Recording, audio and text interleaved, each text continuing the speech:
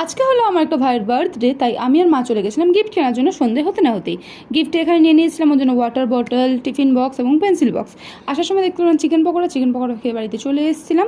তারপর রেডি হয়ে চলে গেছিলাম, গিয়ে দেখি ওখানে কেক টেক একদম রেডি হয়ে গেছিলো। কিন্তু ব্যাপারটা হয়েছিল কি, ও কেক কাট শুরু করে দিয়েছিল, তোমরা লাস্টে দেখতে পাবো। কেক কাটা হয়ে গেল, মাকে খাওয়ানো হয়ে গেছিলো, কিন্তু অবশেষে ও দেখলো সব কিছু হয়ে যাওয়ার পর এত এক্সাইটেড ছিল ও ক্যান্ডেলটাই নেভাতে ভুলে গেছিলো। তারপর ক্যান্ডেল নেমে নেওয়ার পর ভেবেছিল সবার গায়ে এগুলো দেবে, স্প্রে দেবে, কিন্তু আমি কী করলাম, সবার হাত থেকে নিয়ে সবার গায়ে আগে দিয়ে দিলাম, যাতে আমার গায়ে কেউ না দেয়। আর এই বাচ্চাটা একদম ঠিক কাজ করেছে, সব লজেন্স নিজেই নিয়ে নিয়েছে। ছোটোবেলা আমিও ঠিক এবার কেকটা দেখেই অন্য একটা বুদ্ধি মাথায় চলে আসলো, যেটা করেও দিলাম। ওকে বলেছিলাম যে ওর মুখের ক্রিমটা মুছিয়ে দেবো, কিন্তু ওর মুখে আরও বেশি করে লাগিয়ে দিলাম। সেই সত্য নেওয়ার জন্য ওর মাও আমার মুখে আরও বেশি করে ক্রিম লাগিয়ে দিল। তারপরে এখানে খুব মজা করছিলো। তারপরে আমি ভাবছি কখন খাবো। তারপরে নিজের একটু ব্রেসলেটটা দেখে নিলাম, এখানেও আমাদের গিফটটা এইভাবে ওপেন করছিল।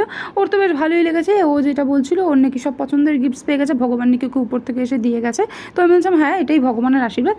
তারপরে আমরা চলে এসেছিলাম ফাইনালি ডিনারের জন্য। ডিনারে ছিল ওনাদের বিরিয়ানি, চিকেন চাপে আমাকে অর্ডার লেগ পিসটা কেন দিয়েছিল আমি বুঝতে পারিনি, হয়তো আমাকে দেখে বুঝে গেছিলো যে আমার লেগ পিসটা পছন্দ, তাই আমাকে লেগ পিসটা দিয়ে দিয়েছিল। আমিও তোমাদের একটু লেগ পিসটা দেখিয়ে দিচ্ছি, দেখে নাও। লেগ পিসটা বেশ দারুণ ছিল খেতে, সিরিয়াসলি রান্নাবান্না বেশ ভালো ছিল।